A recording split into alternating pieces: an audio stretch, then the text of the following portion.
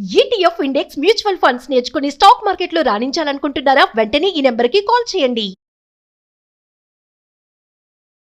నమస్తే రమగారు. నమస్తే జయ.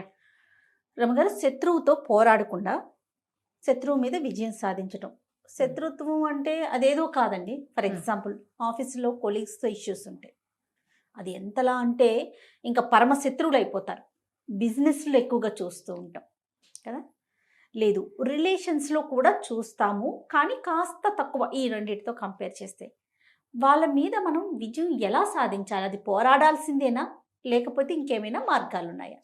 సాధారణంగా రైవలరీస్ రిలేషన్స్లో వస్తాయి. క్లాస్మేట్స్ మధ్యలో, కొలీగ్స్ మధ్యలో, వ్యాపారస్తులు, వీళ్ళలో చిన్న చిన్నవి శత్రుత్వాలు ఏర్పడతాయి జయ. వీళ్ళు అవునన్నది వాళ్ళు కాదంటము, లేదా ఒకే దానికోసం పోటీ పడితే ఒకళ్ళు సక్సెస్ అవ్వటము, రెండో వాళ్ళు కాకపోవటము, మార్కులు ఒకళ్ళకి ఎక్కువ రావటం, ఒకళ్ళకి తక్కువ రావటము, ప్రాజెక్టులు ఒకళ్ళు విన్ అయిపోవటము, రెండో వాళ్ళు వెనకాల పడిపోవటము, ప్రమోషన్స్ ఒకళ్ళకి ముందు వస్తుంది, రెండో వాళ్ళకి రాకపోవచ్చు. ఏవో రకరకాల కారణాలు. టార్గెట్స్ కూడా రీచ్ అవ్వటము, రీచ్ అవ్వలేకపోవటము, ఇవి ఎప్పుడు ఉంటాయి జయ. ఏ కాలమైనా ఇది ఉన్నది. పాతకాలం రాజుల కొలువులో పనిచేసేటప్పుడు వాడికి మంచి పేరు వచ్చిందని, నాకు రాలేదని, రాజుగారు వాడి దగ్గరికి తీశారని, నన్ను తీయలేదని, అవును, ఎప్పుడు ఉంటాయి. అక్క చెల్లెళ్ళ మధ్య రైవలరీ, అక్క చెల్లెళ్ళ పిల్లల మధ్య, పిల్లల వల్ల కూడా అక్క చెల్లెళ్ళకి రైవలరీ వస్తుంది. వాళ్ళ అబ్బాయికి మంచి సీట్ వచ్చింది, మా వాడికి రాలేదు, వాళ్ళ ఆయన బాగా సంపాదిస్తున్నాడు, మా ఆయన సంపాదించట్లేదు.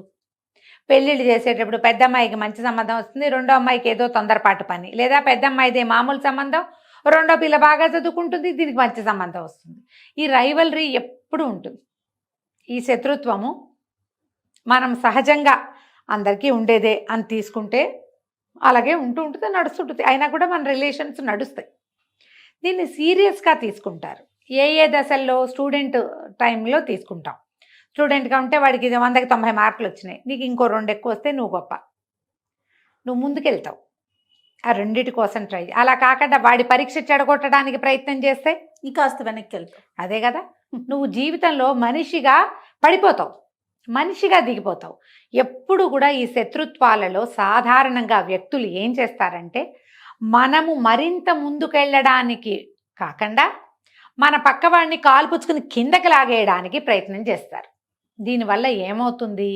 దీనికోసం వ్యక్తిత్వ హననానికి, అవతల వాళ్ళ క్యారెక్టర్ అసాసినేషన్కి పాల్పడతాం. దీనివల్ల మన క్యారెక్టరు అసాసిన్ మనమే చేసుకుంటాం, మనమే పాడు చేసేసుకుంటాం. గెలుపొందటం సక్సెస్ వల్లే కుదురుతుంది. నువ్వు మాటలు పోట్లాడతావు, 2 కొడతావు, ఇవాళకి సాధిస్తావు.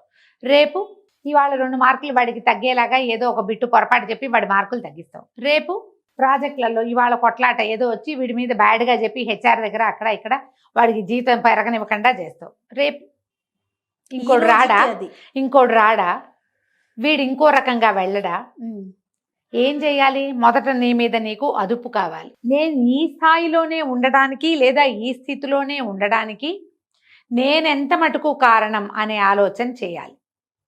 నేను ముందుకెళ్ళాలంటే ఏం చేయాలి అనేది రెండో ఆలోచన. నువ్వు ముందుకెళ్ళాలి. ఇప్పుడు పిల్లలు సుమారుగా చదువుకుంటున్నారు, అక్కయ్య పిల్లలు బాగా చదివారు, వాళ్ళు పైకి వెళ్ళారు. ఏం చేయాలి? ఒరే ఎంతసేపు పెద్దమ్మ పిల్లలు చూడు పైకి వెళ్ళారు, మీ వల్ల నేను కింద పడ్డా అనకూడదు. పిల్లలు పైకి వెళ్ళటానికి నువ్వు చేయగలిగే మార్గాలు చెయ్యి. పిల్లల్ని చదివించు, మంచి స్కూల్లో చేర్పించు, ట్యూషన్లు పెట్టించు. ఒకవేళ వాళ్ళకి చదువు రావట్లా, ఆ పోటీకి వాళ్ళని చదివించద్దు, వీళ్ళని ఇంకో వృత్తిలో ప్రవేశపెట్టు. వాళ్ళు బాగా చదువుకుంటే వీళ్ళు బాగా వ్యాపారం చేయొచ్చు. వాళ్ళు ఏం చేశారో అదే చేయాలి, వాళ్ళకంటే బాగా చేయాలని ఆలోచన విధానమే తప్పు. వాళ్ళ శక్తి అది, మన శక్తి ఇంకోటి అయి ఉండొచ్చు. శక్తిని కనుక్కోవాలి. శత్రువుల మీద విజయం అనగానే దైవారాధన ఏం చేయాలి? ఇదొక ప్రశ్న. ఏ దైవాన్ని ఆరాధిస్తే శత్రువుని జయించగలుగుతామండి? ఏమిటివి రాజ్యాల కోసమా?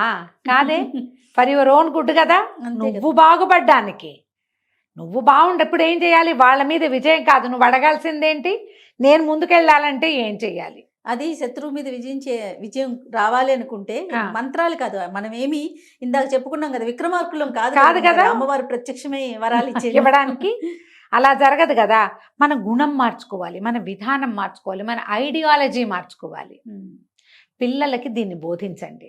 తల్లులు తండ్రులు మీరు తెలుసుకోండి. ఇతరులతో పోటీ పడ్డానికి ఏమిటి, హెల్దీగా ఉండాలి, ఆరోగ్యవంతమైన పోటీ ఉండాలి. అది అంతేగాని వాళ్ళు అదేదో చేశారని మనం ఇదేదో చేస్తామంటే ఎట్లా?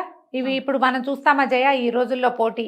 వాళ్ళకంటే ఎక్కువ మంచి బట్టలు కొనుక్కోవటం, వాళ్ళకంటే ఆస్తులు సంపాదించడం, వాళ్ళకంటే పూజలు బాగా చేయటం, ఇదే పోటీ కదా. ఇవే పోటీ. అంతేగాని వాళ్ళకంటే బెటర్గా లివింగ్ అంటే మంచి వాళ్ళుగా ఉండటం అని కానీ, ఇతరులకి సహాయం చేయటం అని కానీ, మనలో మన పర్సనాలిటీ డెవలప్మెంట్ అసలు లేనే లేదు.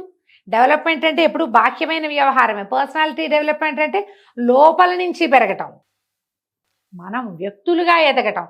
దాంట్లోకి వెళ్తాం మనం. ఆలోచన మార్చుకోండి. ఎప్పుడు కూడా మన తోటి వాళ్ళ మీద మనది పైచేయిగా ఉండాలంటే మన విజయమే దానికి కారణమవుతుంది. ఆరోగ్యవంతమైన విధానంలో, సరి అయిన విధానంలో మీరు గెలుపొందితే మీరెప్పుడు విజయం మీ సొంతమే అవుతుంది. మీది ఎప్పుడు పైచేయిగానే ఉంటుంది. ఈ పైచేయి కావాలని ప్రయత్నం చెయ్యొద్దు. నేను ముందుకెళ్ళాలని ట్రై చేయాలి, మనం పరిగెత్తాలి. పక్క వాళ్ళని చూస్తూ ఉంటే వెనకబడిపోతాం, తప్పులు చేస్తాం, పొరపాట్లు చేస్తాం. తప్పులు పొరపాట్లు చేయొద్దు. ఎందుకంటే ఈ తప్పులు పొరపాట్లు ఏమవుతాయంటే గోతులు తవ్వుతాయి మన కింద. ఒక్కోసారి మనం తవ్విన గోతులో మనమే పడతాం, గ్యారంటీగా పడిపోతాం.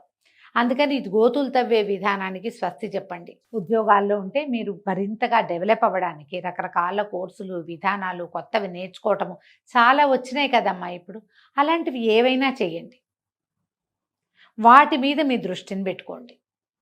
డబ్బు సంపాదన అనుకోండి, వాళ్ళకి బాగా కోట్లునే, మనకు అన్ని లేవు.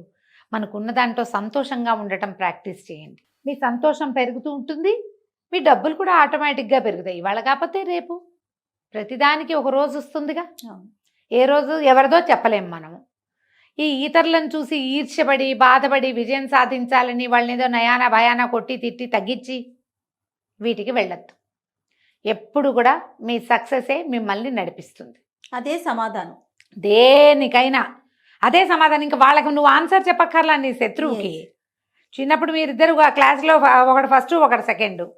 ఈ సెకండ్గా ఉన్నవాడు సొంత కంపెనీ పెడతాడు రేపొద్దున. పైగా రెండోది, అవతల వాళ్ళకంటే ముందుకెళ్ళాలని వీళ్ళని ఎలా తగ్గించాలని ఆలోచించి ఆలోచించి టైం అంతా వేస్ట్, సమయం వృధా అయిపోతుంది. మనం కూడా తగ్గిపోతాం, మనం కూడా తగ్గిపోతాం, ఆలోచనలు తగ్గిపోతాయి. ఎందుకంటే మనం క్రియాశీలకత్వం ఏది మనకి పని లేదు, ఆలోచనే ఉంది.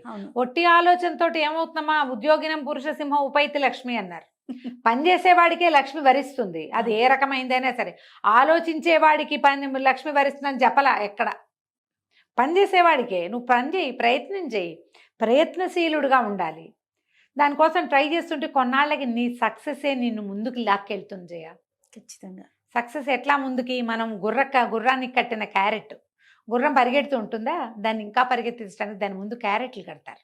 క్యారెట్ అందుకుంటానండి ఇంకా దాని స్పీడ్ పెరిగిన కొందికి క్యారెట్ దాంతో పాటే పరిగెడుతూ ఉంటుంది. నీ దృష్టి క్యారెట్ మీద ఉంటే నీ వేగం పెరుగుతుంది. ఇదొక బ్యాడ్ ఎగ్జాంపుల్, కానీ మీరు ఆలోచించండి. మీ దృష్టి ఎక్కడ ఉండాలి? అటు ఇటు చూడకూడదు. నువ్వు అటు చుట్టుపక్కల చూసావంటే వేగం తగ్గిపోతుంది, అంతే కదా. ఇంకేముంది, వేగం పోయిందా ఇక ప్రపంచంతో పాటు పరిగెత్తేదిలే, కూర్చోటమే మనం పప్పులాగా ఒక చోట.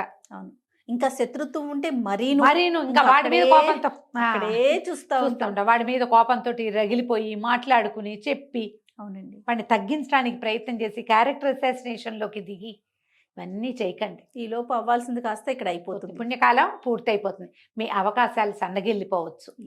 అవకాశాల కోసం ముందుకు పరిగెత్తండి, ప్రయత్నశీలుడుగా కార్యశీలుగా ఉండండి. మీ శత్రువుని ఆటోమేటిక్గా జయిస్తారు. ఇప్పుడు బయట శత్రువుని జయించాలంటే లోపలుంటే మనకు 6 శత్రువులు. ఈ 6 శత్రువుల్ని జయించండి. జయిస్తే ఆటోమేటిక్గా సక్సెస్ మీ సొంతం అవుతుంది. సరిగ్గా ఆలోచించండి, అంతే. తప్పకుండా. నమస్తే. నమస్తే.